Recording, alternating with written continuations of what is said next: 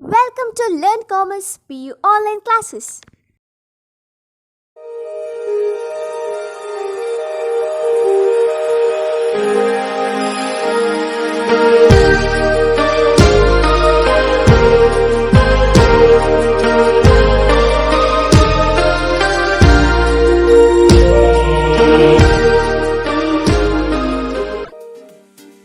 Don't forget to like our video and subscribe our YouTube channel for all the updates.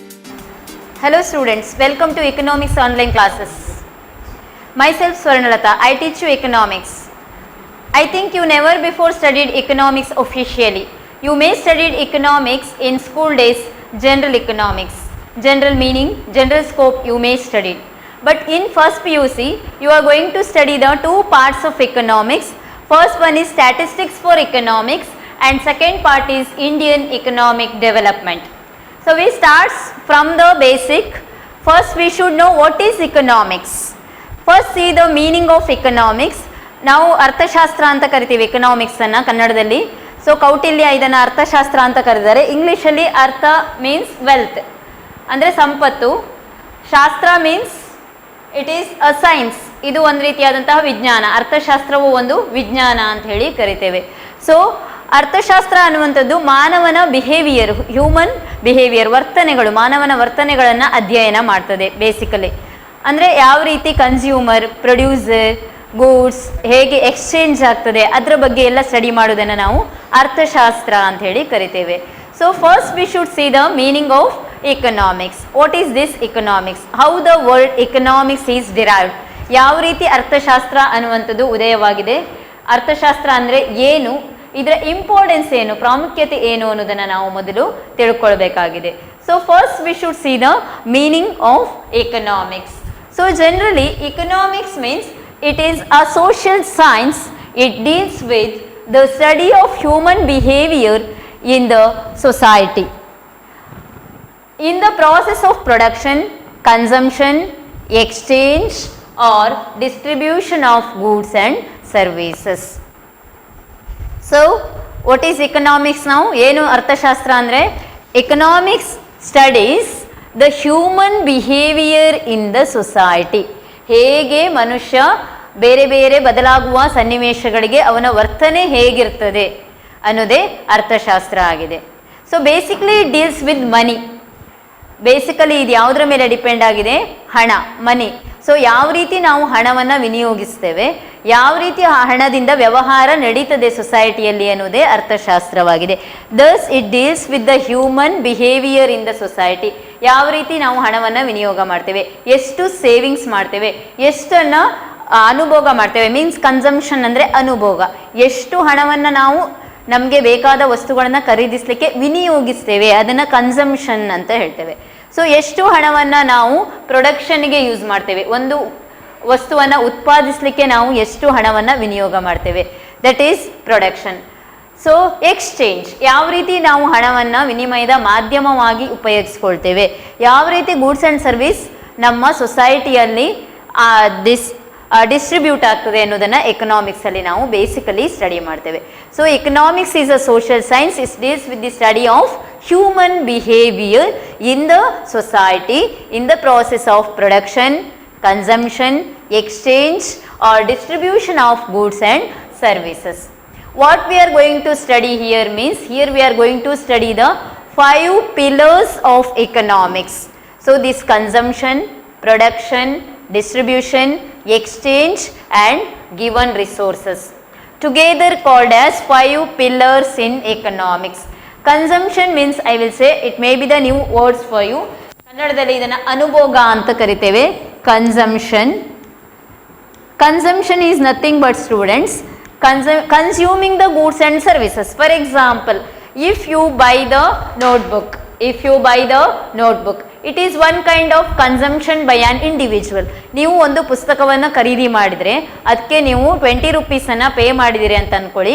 ಆ ಖರೀದಿ ಮಾಡಿದಂತಹ ಪುಸ್ತಕ ಉಂಟಲ್ಲ, ಅದು ನಿಮ್ಮ ಅನುಭೋಗ ಅಥವಾ ಅದನ್ನು ಕನ್ಸಂಪ್ಷನ್ ಅಂತ ಕರಿತೇವೆ. ಆ 20 ರೂಪೀಸ್ ನೀವೇನು ಆ ಪುಸ್ತಕಕ್ಕೆ ಬೆಲೆಯನ್ನು, ವ್ಯಾಲ್ಯೂವನ್ನು ಪೇ ಮಾಡಿದಿರಲ್ವಾ, ಅದು ಮನಿ value. That is money value. That we are going to study in economics. So ಯಾವ ರೀತಿ ಒಂದು ಗೂಡ್ಸನ್ನು ಒಬ್ಬ ವ್ಯಕ್ತಿ ಒಂದು ವಸ್ತುವನ್ನು ಅನುಭೋಗಿಸ್ತಾನೆ. ನಿಮ್ಮಲ್ಲಿ ಇರುವಂತಹ ಒಂದು ಬುಕ್, ಇದನ್ನು ನೀವು ಯಾವ ರೀತಿ ಅನುಭೋಗಿಸ್ತೀರಿ? ಓದುವುದರ ಮೂಲಕ, ಆ ಪುಸ್ತಕದಲ್ಲಿರುವ ವಿಷಯಗಳನ್ನು ಆಳವಾಗಿ ಅಧ್ಯಯನ ಮಾಡಿ ಅದನ್ನು ತಿಳಿದುಕೊಳ್ಳೋದ್ರ ಮೂಲಕ ನೀವು ಇದನ್ನು ಉಪಯೋಗಿಸಿಕೊಳ್ತೀರಿ. ಸೊ ಇದರಿಂದ ನಿಮಗೆ ಎಕ್ಸಾಮಲ್ಲಿ ಮಾರ್ಕ್ಸ್ ಸಿಗಬಹುದು. So this book gives you the maximum life values. So like that ಯಾವ ವಸ್ತುವನ್ನು ಒಬ್ಬ ಪರ್ಚೇಸ್ ಮಾಡ್ತಾನೋ, ಗೂಡ್ಸನ್ನು ಪರ್ಚೇಸ್ ಮಾಡ್ತಾನೋ ಅದನ್ನು ಅನುಭೋಗ ಅಂತ ಕರಿತೇವೆ ಎಕನಾಮಿಕ್ಸಲ್ಲಿ. Consumption. So those person who buy a goods are called consumer. Those person who buy a goods, for him we called consumer. ಯಾರು ಒಂದು ವಸ್ತುವನ್ನು ಖರೀದಿ ಮಾಡ್ತಾನೋ ಅವನನ್ನು ನಾವು ಕನ್ಸ್ಯೂಮರ್ ಅಂತ ಕರಿತೇವೆ. ಒಂದು ವಸ್ತುವನ್ನು ಯಾವುದೇ ಉದ್ದೇಶಕ್ಕೆ ಇರ್ಬೋದು, ಬೇರೆಯವರಿಗೆ ಗಿಫ್ಟ್ ಕೊಡಲಿಕ್ಕಾಗಿ ನೀವು ಗೂಡ್ಸನ್ನು ಪರ್ಚೇಸ್ ಮಾಡ್ಬೋದು. Suppose you may purchase the goods for yourself, ನಮಗಾಗಿ ನಾವು ಗೂಡ್ಸನ್ನು ಪರ್ಚೇಸ್ ಮಾಡ್ಬೋದು. ಅಥವಾ ನೀವು ನಿಮಗೆ ಬೇಕಾದಂತಹ ಯುವರ್ ವಾಚ್ ಇರ್ಬೋದು, your any study materials may be pencil, pen, book, any stationery items or dress, any materials you can buy. Those person who are going to buy a goods are called consumer. ಯಾರು ಒಂದು ವಸ್ತುವನ್ನು ಕೊಳ್ಳುತ್ತಾನೋ ಅವನನ್ನು ಅನುಭೋಗಿ ಅಂತ ಹೇಳಿ ಕರಿತೇವೆ. So who is called producer? What is production? A person who is going to produce the goods. ಯಾವೊಬ್ಬ ವ್ಯಕ್ತಿಯು ಒಂದು ವಸ್ತುವನ್ನು ಉತ್ಪಾದಿಸುತ್ತಾನೋ ಅವನನ್ನು ಉತ್ಪಾದಕ ಅಂತ ಕರಿತೇವೆ. So what is production? Production means ಉತ್ಪಾದನೆ. Production means ಉತ್ಪಾದನೆ. ಪ್ರೊಡ್ಯೂಸರ್ ಮೀನ್ಸ್ ಉತ್ಪಾದಕ. ಒಂದು ವಸ್ತುವನ್ನು ಯಾರು ಉತ್ಪಾದಿಸ್ತಾನೋ ಅವನನ್ನು ಉತ್ಪಾದಕ ಅಂತ ಕರಿತೇವೆ. So production is nothing but producing the goods and service. What is producing the goods and service? How to produce the goods and service? ಹೇಗೆ ನಾವು ಉತ್ಪಾದಿಸಬೇಕು? So converting the raw material into finished goods is called production. What is production now? Production is a process or it is the transformation of semi-finished goods into finished goods. Raw material into finished goods. Raw cotton is there. ಕಚ್ಚಾ ಹತ್ತಿ ಅಂತ ಕರಿತೇವೆ. ಅದನ್ನು ನಾವು ಏನು ಮಾಡ್ತೇವೆ? After the several process of production, ಬೇರೆ ಬೇರೆ ವಿಧಾನದ ಮೂಲಕ ಅದನ್ನು ಬೇರ್ಪಡಿಸ್ತಾರೆ. ಅದರ ಬೀಜದಿಂದ ಹತ್ತಿಯನ್ನು ಬೇರ್ಪಡಿಸಿದ ನಂತರ ಅದನ್ನು ಏನು ಮಾಡ್ತೇವೆ ನಾವು?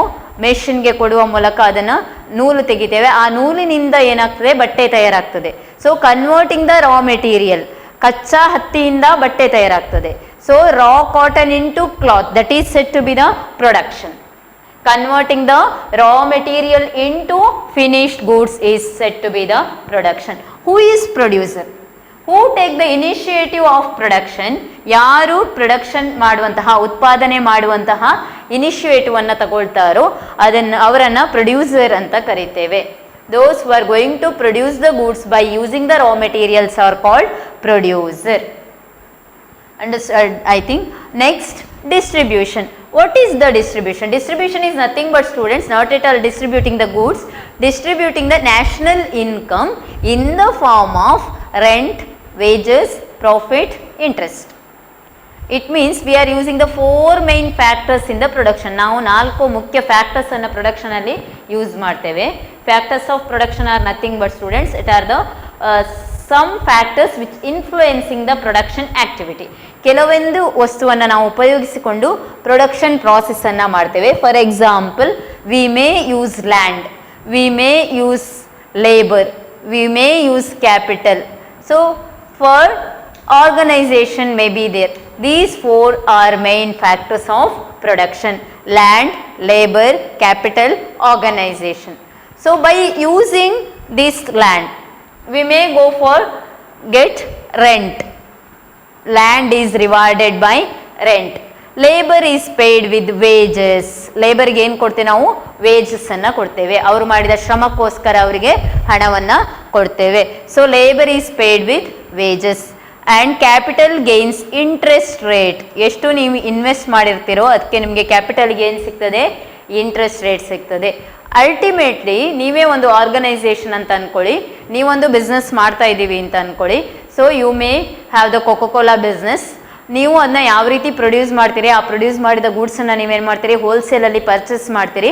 ಪರ್ಚೇಸ್ ಮಾಡಿದ ನಂತರ ನೀವೇನು ಮಾಡ್ತೀರಿ? ನಿಮ್ಮ ಆರ್ಗನೈಸೇಷನ್ ಅಂಡರಲ್ಲಿ ಅದನ್ನ ಏನು ಮಾಡ್ತೀರಿ? ಬೇರೆ ಬೇರೆಯವರಿಗೆ ಸೇಲ್ ಮಾಡ್ತೀರಿ. ಆ ಸೇಲ್ ಮಾಡುವಾಗ ನಿಮ್ಮ ಮೇನ್ ಇಂಟೆನ್ಷನ್ ಏನಿರ್ತದೆ, ನೀವು ತಗೊಂಡ ಹಣಕ್ಕಿಂತ ನಿಮಗೆ ಜಾಸ್ತಿ ಹಣ ಬರಬೇಕು ಅನ್ನೋ ಉದ್ದೇಶ ಇರ್ತದೆ. That is the organisation main aim is to earn the profit. Organization main aim is to earn the profit. Thus, by producing goods and services, organization is going to earn the profit. After that, it is going to distribute in the form of factor payments, rent, wages, interest and profit. So, exchange is common. So, exchanging the goods between the household sector to the business sector and business sector to the household sector. ಈಗ ನಾವು ಒಂದು ಗೂಡ್ಸನ್ನು ಒಂದು ವಸ್ತುವನ್ನು ಉತ್ಪಾದನೆ ಮಾಡಿದಾಗ ಆ industry ಅವ್ರು ಏನು ಮಾಡ್ತಾರೆ, ಹೋಲ್ಸೇಲಿಂದ ರಿಟೇಲರ್ಸ್ಗೆ ಕೊಡ್ತಾರೆ. ಆ ರಿಟೇಲರ್ಸ್ ಏನು ಮಾಡ್ತಾರೆ, ಶಾಪ್ಸ್ಗಳಿಗೆ ಕೊಡ್ತಾರೆ, ಶಾಪ್ ಕೀಪರ್ ಇವು ಮೇನು. ಸೊ ಆ ಶಾಪ್ ಕೀಪರ್ಸಿಂದ ನಾವು ಹೋಗಿ ಪರ್ಚೇಸ್ ಮಾಡ್ತೇವೆ. ಆಗ ನಮ್ಮನ್ನು ಕನ್ಸ್ಯೂಮರ್ ಅಂತ ಕರೀತಾರೆ. ನಾವು ಒಂದು ವಸ್ತುವನ್ನು ಇನ್ನೊಬ್ಬರಿಂದ ಹಣ ಕೊಟ್ಟು ಕೊಂಡುಕೊಂಡ್ರೆ ಅದನ್ನು ಅವರನ್ನು ಕನ್ಸ್ಯೂಮರ್ ಅಂತ ಕರಿತೇವೆ. So those who buy a goods are called consumer. So who is called producer means those who are going to produce the goods are called producer. So the national income is distributed in the four main ways: through the land, labor, capital, organization. Rewards given to that are rent, wages, profit and interest. So for all these things, these are all considered as economic activities. You may see anywhere and everywhere all the people who engaged in the economic activities. Economic activity is nothing but those activities which gives you the income or money. From that you should gain something. So for gaining something or to gain money, people engage in the one or other activity. You may a consumer, you may a producer, you may a seller, you may be a service provider, you may be a service holder or you may be a employee or employer. So let us see one by one. So these consumption, production, distribution, exchange, four are the main functions of economy. ಇದು 4 ಮುಖ್ಯ ಆರ್ಥಿಕತೆಯಲ್ಲಿರುವಂತಹ ಕಾರ್ಯಗಳು. So consumption ಮಾಡದೆ ಇರುವುದೇ ಇಲ್ಲ ಯಾರು. ಯಾವುದಾದ್ರೂ ಒಂದು ವಸ್ತುವನ್ನು ನೀವು ಪರ್ಚೇಸ್ ಮಾಡಿಯೇ ಮಾಡ್ತೀರಿ.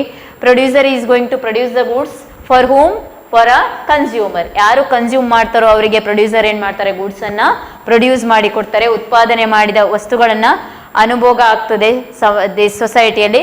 After that the national income is distributed in the form of ರಾಷ್ಟ್ರೀಯ ಆದಾಯ ಯಾವ ರೀತಿ ಡಿಸ್ಟ್ರಿಬ್ಯೂಟ್ ಆಗ್ತದೆ, rent, wages, interest, profit. So goods will be exchange between the domestic country or between the international, means export and import may take place. Thus what is the main thing here means resource. What we need to produce the goods, resource. So but resources are scarce here. Scarce means shortage. Scarce means shortage means limited. ನಮ್ಮಲ್ಲಿ ಇರುವಂತಹ ಸಂಪತ್ತು ಏನಾಗಿದೆ, ತುಂಬ ಮಿತವಾಗಿದೆ. So ನಾವು ಅದನ್ನು ಯಾವ ರೀತಿ ಬಳಸ್ಕೊಳ್ಬೇಕು ಅನ್ನೋದನ್ನು ನಾವು ಯಾವುದರಲ್ಲಿ ಕಲಿತೇವೆ, ದಿಸ್ ಎಕನಾಮಿಕ್ಸಲ್ಲಿ ಕಲಿತೇವೆ. ಇರುವಂತಹ ಲಿಮಿಟೆಡ್ ರಿಸೋರ್ಸನ್ನು ನಾವು ಎಷ್ಟು ಬುದ್ಧಿವಂತಿಕೆಯಿಂದ ಉಪಯೋಗಿಸಿಕೊಂಡು ಮುಂದಿನ ಫ್ಯೂಚರ್ ಜನ್ರೇಷನ್ಗೆ ಅದನ್ನು ಉಳಿಸ್ತೇವೆ ಅನ್ನೋದನ್ನು ನಾವು ಎಕನಾಮಿಕ್ಸಲ್ಲಿ ಕಲಿಯುವಂತಹ ಮೈನ್ ಕಾನ್ಸೆಪ್ಟ್ಸ್ ಆಗಿದೆ. So here we are going to study the main 5 pillars of economics. Those are called 5 pillars in economics, means consumption, production, distribution, exchange and resource. These are considered as 5 main pillars in economics. ಇದು 5 concept ಅನ್ನು ಬಿಟ್ಟು economics ಇಲ್ಲ. Consumption ಆಗಲೇಬೇಕು, production ಆಗಲೇಬೇಕು, distribution, exchange by using the given resources in a gentle manner. So let us see some basic concepts in economics. ಸ್ವಲ್ಪ basic concepts ಯಾವುದೆಲ್ಲ ಇದೆ, ಏನೆಲ್ಲ ಮೇನ್ ಥಿಂಗ್ ಬರ್ತದೆ ಅಂತ ನೋಡುವ. ಕನ್ಸ್ಯೂಮರ್, ನಾನು ಹೇಳಿದೆ, ನೀವು ಯಾವುದಾದ್ರೂ ಒಂದು ಗೂಡ್ಸನ್ನು ಪರ್ಚೇಸ್ ಮಾಡಿದ್ರೆ ನಿಮ್ಮನ್ನು ಕನ್ಸ್ಯೂಮರ್ ಅಂತ ಕರೀತಾರೆ. ಪ್ರೊಡ್ಯೂಸರ್, ನೀವು ಯಾವುದಾದ್ರೂ ಒಂದು ಗೂಡ್ಸನ್ನು ಉತ್ಪಾದನೆ ಮಾಡ್ತಾ ಇದ್ದೀರಿ, ಮಿನರಲ್ ವಾಟರ್ ನೀವೇ ನಿಮ್ಮ ಮನೆಯಲ್ಲಿ ನೀವು ಉತ್ಪಾದಿಸ್ತೀರಿ ಅಂತ ಅಂದ್ಕೊಳ್ಳಿ, ನೀವು ಉತ್ಪಾದಕ ಅಂತ ಕರೆಸ್ಕೊಳ್ತೀರಿ ಆಗ. So seller, those who sell a goods for profit. Seller ಅಂದರೆ ನೀವು ಸುಮ್ಮನೆ ಒಂದು ವಸ್ತು ತಗೊಂಡು ಇನ್ನೊಬ್ಬರಿಗೆ ಕೊಟ್ಟರೆ ಸೆಲ್ಲರ್ ಆಗಿರುವುದಿಲ್ಲ. ನೀವು ಒಂದು ವಸ್ತುವನ್ನು ಮಾರಾಟ ಮಾಡಿದಾಗ ನೀವು ಅದರಿಂದ ಇನ್ನೊಬ್ಬನಿಂದ ನೀವು ಅದಕ್ಕೆ ಹಣವನ್ನು ತಗೊಂಡ್ರೆ ನೀವೇನಾಗಿರ್ತೀರಿ, ಸೆಲ್ಲರ್ ಆಗಿರ್ತೀರಿ. Seller is one who sale a goods for a profit. Service provider, who are called service providers. Service provider are nothing but those who are going to give the service to the society. For example, doctors, teachers, lawyers. By giving the justice, lawyers give the service to the society. Teacher, by teaching the things, gives some moral and life values. Lawyer ಇರ್ಬೋದು, teacher ಇರ್ಬೋದು, doctor ಇರ್ಬೋದು, ಪೇಷಂಟ್ಗಳನ್ನ treat ಮಾಡುವ ಮೂಲಕ ಏನು ಮಾಡ್ಬೋದು, ಅವರು ಸಮಾಜಕ್ಕೆ ಸರ್ವಿಸನ್ನು ಕೊಡ್ತಾರೆ. They may engage in the economic activity. ಅವರು ಹಣ ತಗೊಳ್ಬೋದು, ಆ ಕೆಲಸ ಮಾಡಿದಕ್ಕೋಸ್ಕರ ಅವರ ಶ್ರಮಕ್ಕೋಸ್ಕರ ಅವ್ರು ಏನು ತಗೊಳ್ಬೋದು, ಹಣ ತಗೊಳ್ಬೋದು. But also they are considered as service providers. Doctors, teachers, lawyers, they may be the rickshawala people, they may be the taxi drivers, they are all called as service providers. Service holders, who is called service holders? So those people who works under the service providers means service holders. Teachers, lawyers, they are all the service holders. They were engaged in the activity, particular economic activity, and they may get the salary for that. They may get the salary for that. ಅವರು ಆ ಕೆಲಸದಲ್ಲಿ ತೊಡಗಿಕೊಂಡಿರ್ತಾರೆ. Doctor ಆಗಿರ್ಬೋದು, teacher ಆಗಿರ್ಬೋದು, lawyer ಆಗಿರ್ಬೋದು, ಸ್ವ ಉದ್ಯೋಗಿಗಳಾಗಿರುವುದಿಲ್ಲ ಅವರು. Service holders means ಬೇರೆಯವರಿಗೆ ಸರ್ವಿಸನ್ನು ಅವರು ಕೊಡ್ತಾ ಇರ್ತಾರೆ. ಆ ಸರ್ವಿಸ್ ಕೊಟ್ಟಿದ್ದಕ್ಕೆ ಅವರಿಗೆ ರಿಟರ್ನ್ ಏನು ಸಿಗ್ತಾ ಇರ್ತದೆ, ಸಂಬಳ ಸಿಗ್ತಾ ಇರ್ಬೋದು, ವೇತನ, ಅಥವಾ ಅವರಿಗೆ ಏನಾದರೂ ಕ್ಯಾಶ್ ಆರ್ ಕೈಂಡ್, ಅವ್ರಿಗೆ ಯಾವುದೇ ರೀತಿಯ ಅನುಕಂಪ ಅಥವಾ ಯಾವುದೇ ರೀತಿಯಾದಂತಹ ಕ್ಯಾಶ್ ಅವ್ರ ಕೈಗೆ ಸಿಗ್ಬೋದು. ಅವರಿಗೆ ಸರ್ವಿಸ್ ಹೋಲ್ಡರ್ಸ್ ಅಥವಾ ಅವರನ್ನು ಎಂಪ್ಲಾಯಿ ಅಂತ ಕರಿತೇವೆ. Service holders R employee. By engaging in particular activity, for that they are going to get the maximum amount or minimum amount. So they were going to give the service to the society.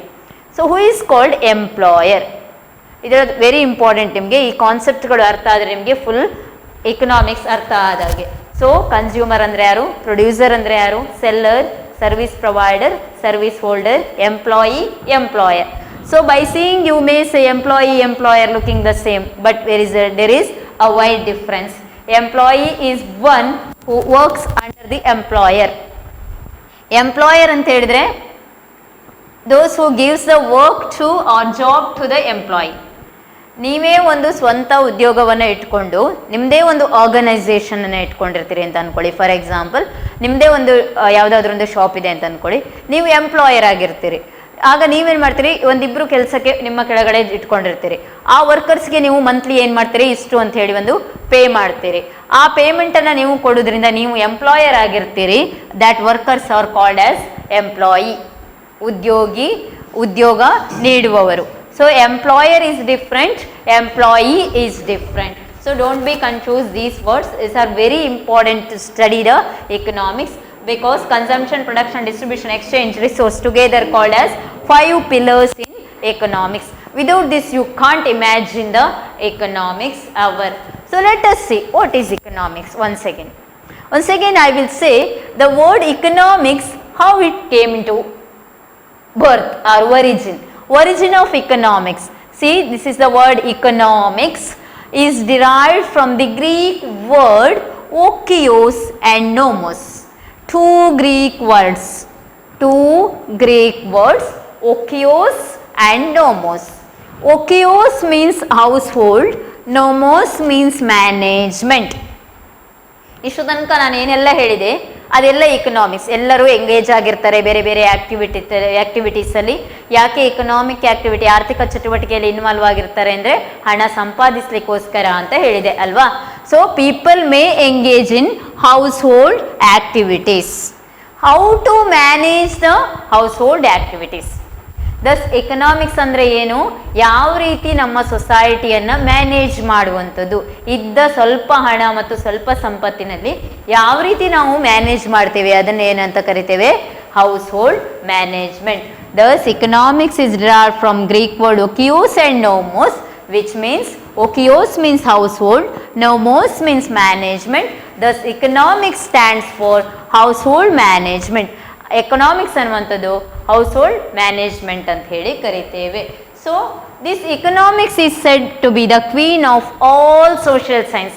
Economics is a social science. I said it is not at all natural science.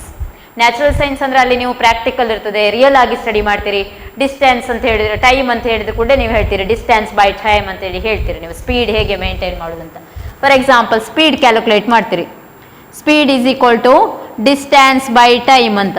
ಇದು ಎಲ್ಲಿ ಹೋದ್ರೂ change ಆಗುದಿಲ್ಲ. Speed ಅನ್ನುವಂಥದ್ದು distance, ಎಷ್ಟು distance ಅಲ್ಲಿ ಎಷ್ಟು ದೂರ ತಲುಪಿದ್ರು ಅನ್ನುವಂಥದ್ದು ಒಂದು ಸ್ಪೀಡ್ ಅನ್ನ ಮೆಜರ್ ಮಾಡಲಿಕ್ಕೆ ಇರುವಂತಹ ಫಾರ್ಮುಲಾ. ಅದು ಇಡೀ ವಿಶ್ವದಲ್ಲಿ ನೀವು ಎಲ್ಲಿ ಹೋದ್ರೂ ಸ್ಪೀಡ್ ಅನ್ನ ಬೇರೆ ರೀತಿ ಕ್ಯಾಲ್ಕುಲೇಟ್ ಮಾಡಲಿಕ್ಕೆ ಆಗುದಿಲ್ಲ. Because science is particular, but that is called natural science. Economics is social science. Thus economics is said to be the queen of social science. ಇದು ಯಾಕೆ ಪರ್ಟಿಕ್ಯುಲರ್ ಇಲ್ಲ ಅಂತ ಹೇಳಿದ್ರೆ, ಇದು ಯಾಕೆ ನಮಗೆ ಪರ್ಟಿಕ್ಯುಲರ್ ಸೈನ್ಸ್ ಅಲ್ಲ ಅಂದ್ರೆ, it studies about the human behaviour. ಮಾನವನ ವರ್ತನೆಯನ್ನು ಸ್ಟಡಿ ಮಾಡ್ತಾನೆ. ಮನುಷ್ಯ ರ್ಯಾಷನಲ್ ಬೀಯಿಂಗ್ ಆಗಿದ್ದಾನೆ. ವ್ಯಕ್ತಿತ್ವ ಚೇಂಜ್ ಇರ್ತದೆ. 5 fingers are not same like that. ಎಲ್ಲ ಮನುಷ್ಯರ ಗುಣಗಳು ಒಂದೇ ರೀತಿ ಇರುವುದಿಲ್ಲ. ಒಬ್ಬರ ಬಿಹೇವಿಯರ್ ಒಂಥರ ಇರ್ತದೆ, ಒಬ್ಬರಲ್ಲಿ ಹಣ ಕಡಿಮೆ ಇರ್ಬೋದು, ಒಬ್ಬರಲ್ಲಿ ಹಣ ಹೆಚ್ಚಿರ್ಬೋದು, ಒಬ್ಬರ ವರ್ತನೆ ಚೇಂಜ್ ಇರ್ಬೋದು, ಇನ್ನೊಬ್ಬರಲ್ಲಿ ಎಷ್ಟು ಒಳ್ಳೆಯ ಗುಣಗಳು ಇರ್ಬೋದು. ಸೊ ಅದಕ್ಕೆ ಹೋಗ್ತದೆ ಅವರವರ ಮೆಂಟಲ್ ಕೆಪಾಸಿಟಿಗೆ ಅನುಗುಣವಾಗಿ ನಾವು ಎಕನಾಮಿಕ್ಸ್ ಅನ್ನ ಸೋಷಿಯಲ್ ಸೈನ್ಸ್ ಅಂಡರ್ ಅಲ್ಲಿ ಸ್ಟಡಿ ಮಾಡ್ತೇವೆ. It is a branch of social science that economics is said to be the queen of social science. Social science ಅಲ್ಲಿ ತುಂಬಾ ಬರ್ತದೆ ನಿಮಗೆ.